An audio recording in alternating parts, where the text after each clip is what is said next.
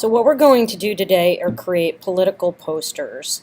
And what I want you to do first is to figure out who you're going to create the political poster of. It's somebody you should respect. I chose the last 3 presidents and the last 3 first ladies. So choose one that is somebody that you think is inspiring and interesting. And I've included in Google Classroom pictures of the 6 of them. So choose somebody that you want to create a political poster of. It needs to be something that's serious. It can't be comical. You can't do anything that is offensive or rude. So I want you to do something that is serious about them. Once you've done one of these guys, you can go choose somebody else that you like.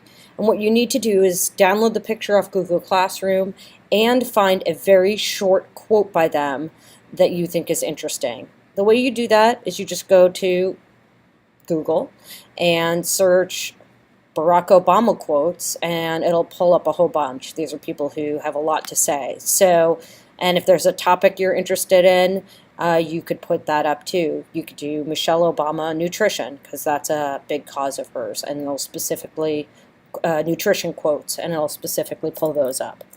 So before you go further, download the picture that you want, and then go find a quote in Google a quote that you want to use, and then come back to this presentation. Okay, so if you're still with me, you've done that. And what I'm going to do is choose Barack Obama.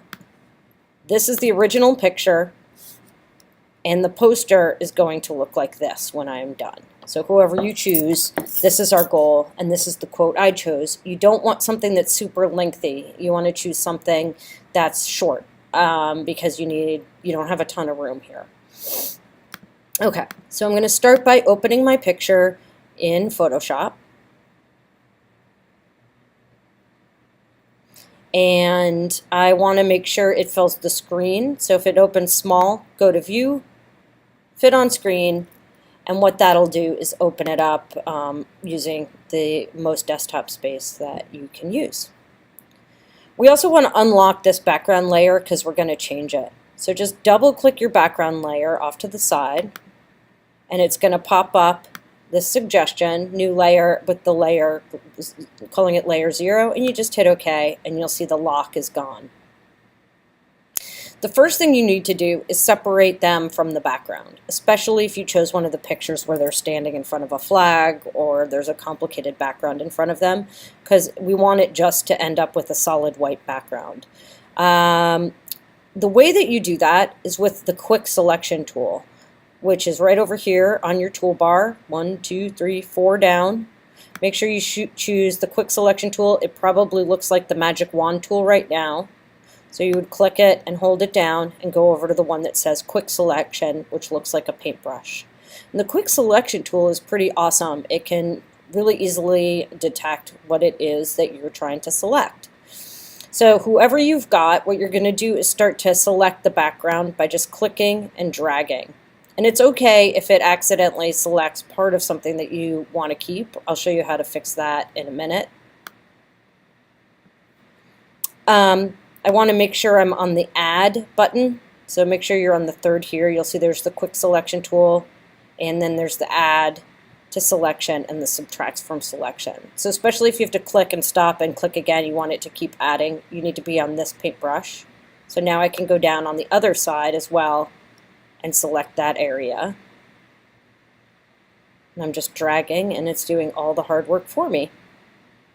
And it may be that it selected something like it did for me down here on his collar that I didn't want it to select, or it chopped off part of their hair or something.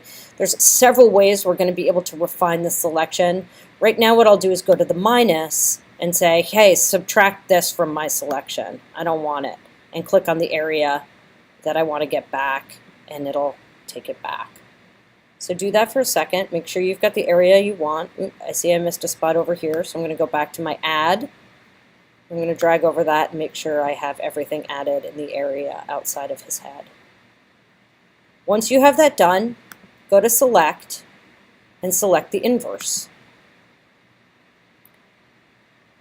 and then click over here on Refine Edge. So now we can actually even make sure we get some of these little tiny details selected. So I'm going to hit Refine Edge. And what you want is this pink thing. It's temporary. It's called the layer mask, and it just shows you what you have selected. The way, if yours is not pink, under View Mode on this pop-up screen, go to the drop-down and make sure you're choosing Overlay. And I can see with the overlay, these little gray spots, yours may be more or less defined. And those are little areas that I missed on my first round of selection. So I'm just going to go around and select them again. And look, I don't even have to have it be very precise. And it's going to go get those little pieces that I missed. It's refining my selection. So I'm looking for the little gray areas around his head, and I'm just painting in those areas that I missed, and make sure I got them all.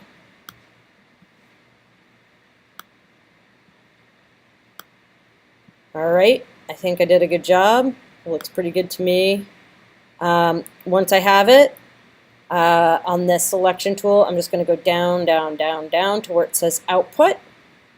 And you want to make sure it's outputting to the selection, meaning it's not going to make a new layer from this. It's going to just it's going to impact the layer that we're already on. You don't want to just start making new layers for you. So make sure on the drop down it's on selection and hit OK. And it just shows back up with the marquee, and we're going to go back and hit select inverse again, which means it now went back to not selecting his face but the area behind him, and I'm going to hit delete. And then I'm going to deselect, select, deselect. So now he should be totally cut out from his background, or if you did a woman, she should be totally cut out from her background. Now I want to just make a solid white background. So I've done that piece. I'm going to go down and make a new layer, and I'm going to fill it white. So I want this foreground color to be white. What I like to do for that is I can just go to the black and white icons here and then flip it, and that I know is white. And with my paint bucket, I'm going to just click, and it filled the area. Oops. Deselect, and it filled the area white. Now it filled the area white over him because the layer is over him, so I'm going to drag down and make sure it's behind him. And I have what I need. Now I need to turn him into that cartoony looking thing. So if you remember, if you looked at the example, he actually is turned into a graphic. How do you do that? Okay, first, I just worked really hard on that. I want to save it. So I'm going to go to File, and I'm going to go to Save. And I'm going to save my work so far, because I don't want to lose it, just in case my computer fails. Now what you want to do is go up to the Filter Gallery and go to Filters, Filter Gallery, and this one is called a cutout.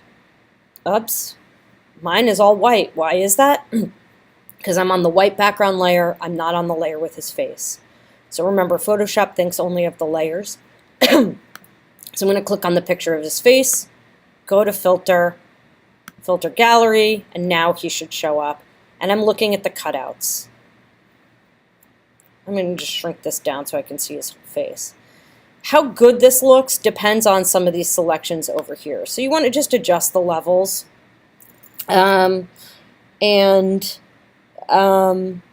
If you increase the levels, it's going to be more and more detailed.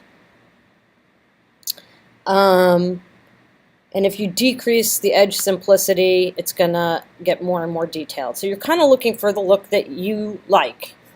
This one looks a little too weird. His skin looks a little weird to me. So I'm just going to kind of play around with this for a minute and get to something that I like the look of.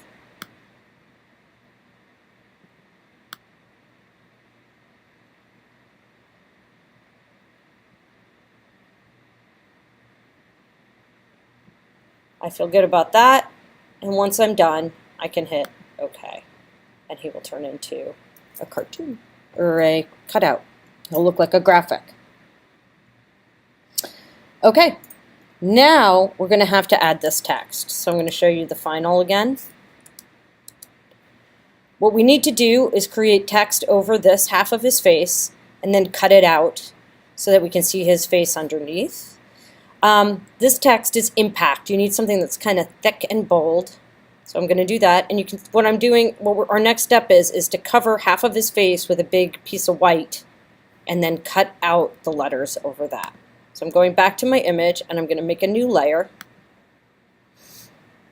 And I want it to fall right over the half of his face. So I'm going to go to my marquee tool, my rectangular marquee. And I'm just going to drag it so that I'm covering half of his face.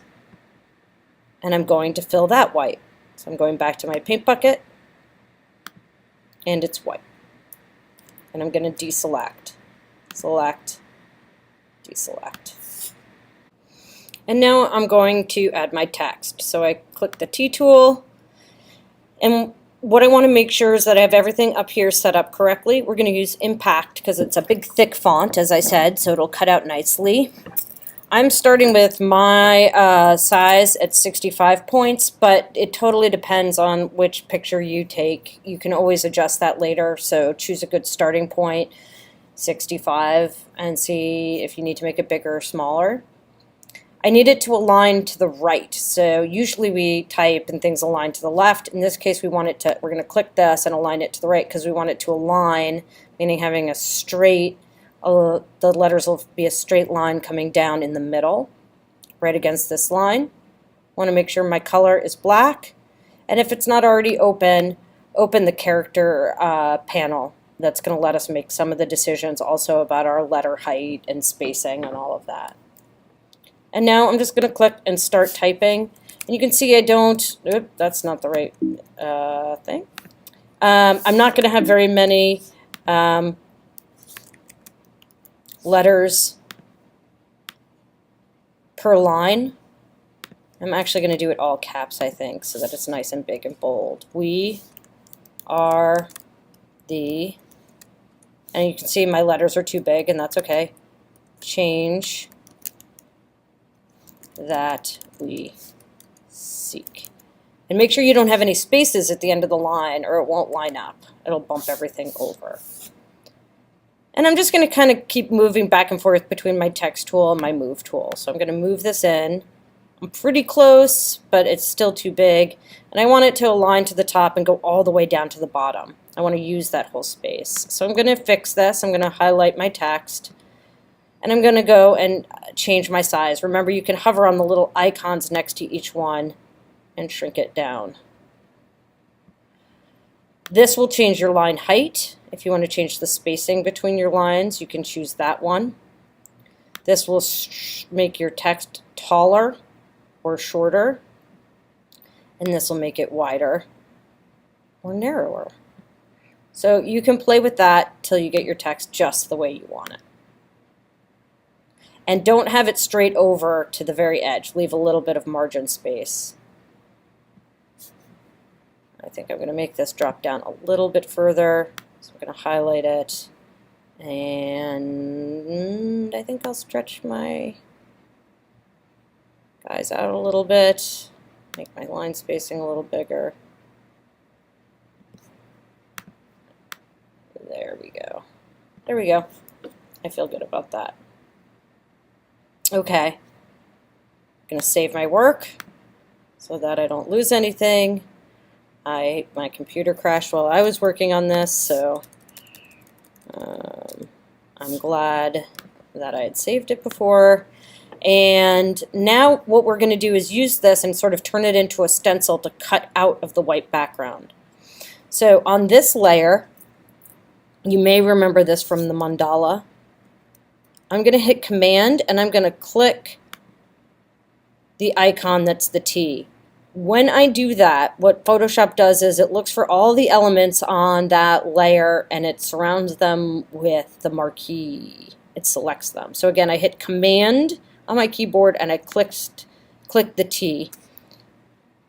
And now I don't need the text anymore because I've just highlighted it. I'm going to turn that off and you'll see I just have the marquee I'm going to go down to my white layer and I'm going to hit delete. And you can see that some of it had stuff under it and some of it didn't, so I'm also going to outline this so that it pops out. So I'm going to go to Edit, Stroke, and for the color, I'm going to choose the darkest color in my image maybe. Well, that's not going to pop very well. I think I'm going to just choose black. So I'm going to go to Color, choose black, and make like a 3 pixel stroke and hit OK. Select, deselect, and I now have my political poster. I'm done. Save as, and make sure you change it to a JPEG. And I'm going to put my name on it so that when I hand it in, Miss Katz knows it's from me. So Miss Katz, because that's me, Erin maybe, and hit save at the maximum size. And we're done. If you finished early, go ahead and choose somebody else that you want and do it. The keys are usually to have them on to have something that really fills the frame, and having them look forward makes it easier. You can choose some other picture of someone off the internet and try to do the same thing. Have fun with it.